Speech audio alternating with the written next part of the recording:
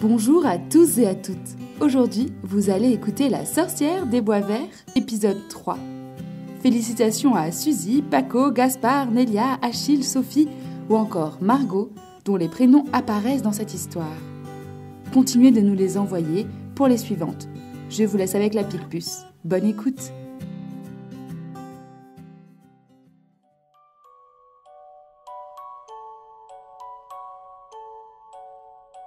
Connaissez-vous les bois verts ? Ils s'étendent du lac d'Enchantus jusqu'à la ville de Sortibus. On raconte que dans ces bois verts, depuis des millénaires, il se passe des choses extraordinaires. On raconte que dans ces bois verts, depuis des millénaires, habitent des sorcières.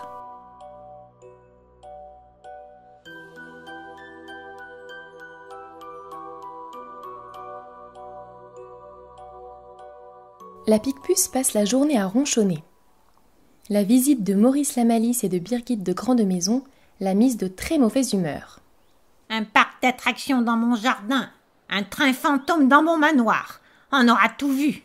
Maugrait-elle en manquant de trébucher sur la queue de Phébus qui traîne dans les parages. Qu'est-ce que tu fais dans mes pattes, maudit matou ?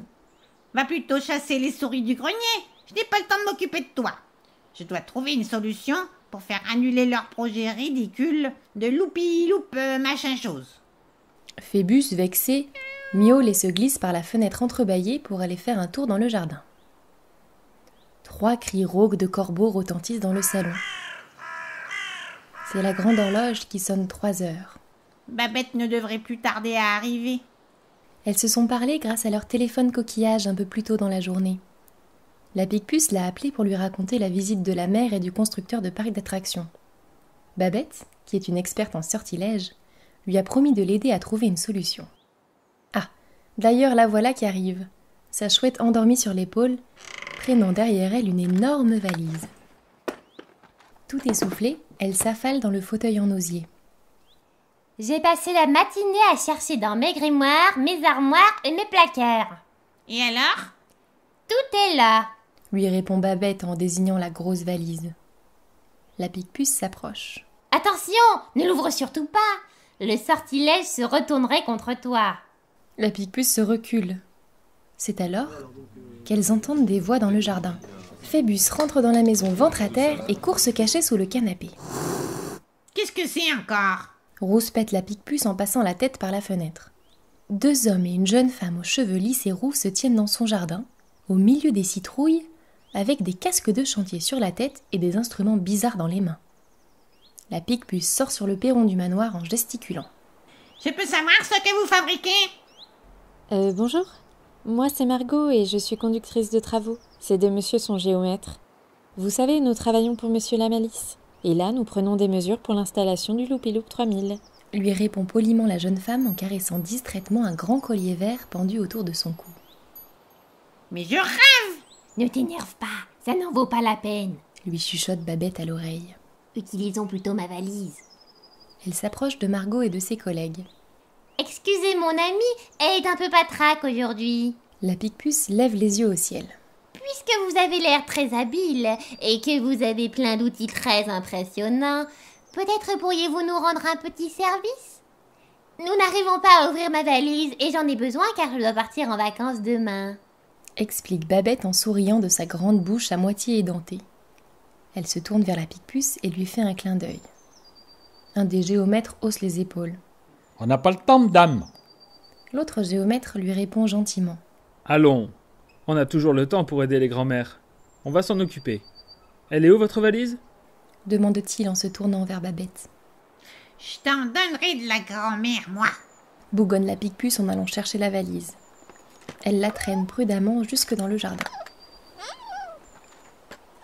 Le géomètre s'approche avec une grande pince.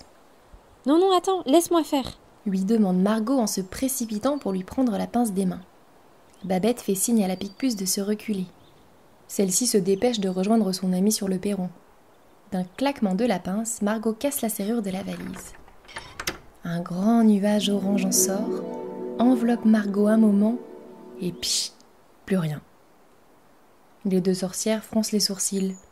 Margot éclate de rire. Monsieur Lamalis avait raison. Vous êtes bien des sorcières. Mais je m'attendais à un peu mieux qu'un pauvre sortilège de confusion. Je ne comprends pas. Ce sortilège est infaillible normalement. Vous auriez dû être complètement déboussolé et ne plus jamais retrouver le chemin jusqu'au manoir. Eh oui, mais je suis protégée par un enchantement beaucoup plus puissant que tous vos sorts et tous vos tours. Je suis la fille du grand sorcier Gaspard, et grâce à son enchantement, le chantier du Loupiloup est aussi protégé. Dit Margot en touchant du bout des doigts son collier scintillant. Elle a un gris-gris de protection. Observe la Picpus. Nous ne pouvons rien faire contre le sorcier Gaspard. Ses pouvoirs sont très puissants. Ils vont venir faire leur parc d'attractions ici, Babette. C'est une horreur. Je ne pourrai pas les en empêcher maintenant qu'ils sont protégés par cette fille et son enchantement. Regarde-les, ils prennent les mesures. Je ferais bien de mettre la clé sous la porte et de me chercher un autre endroit où vivre. Ajoute-t-elle en refermant la porte, désespérée. Phébus lance un long miaulement de désespoir. Allons, allons. Essaye de la rassurer Babette en lui tapotant maladroitement l'épaule. Mais elle ne sait pas trop quoi dire. Elle n'a jamais vu la Picpus aussi abattue. Soudain, des cris de douleur leur parviennent depuis le jardin. Margot et les deux géomètres ont lâché leurs outils et zigzaguent en courant dans les bois. Regarde, on dirait qu'ils se font attaquer par quelque chose. En effet, de petites billes de terre fondent droit sur eux et rebondissent sur leur tête. Ils ne tardent pas à déguerpir sans demander leur reste. La Picpus et Babette sortent prudemment de la maison. Ça alors? Qu'est-ce qui a bien pu les faire fuir comme ça? Un craquement retentit dans l'arbre au-dessus de leur tête. Attention, Suzy, tu vas tomber. Chut, Paco, tu vas nous faire repérer. Mais c'est trop tard. Les sorcières ont aperçu les deux enfants perchés dans les branches du chêne, leur sarbacane et leur sac de billes à la main.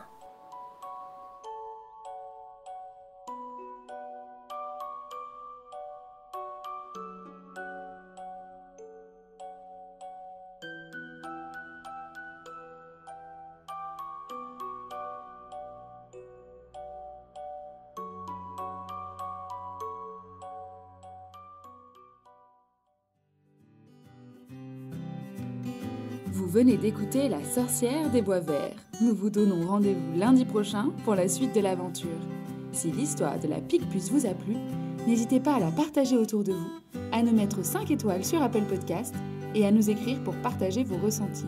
Retrouvez-nous sur les réseaux à @envoléconté. À très vite!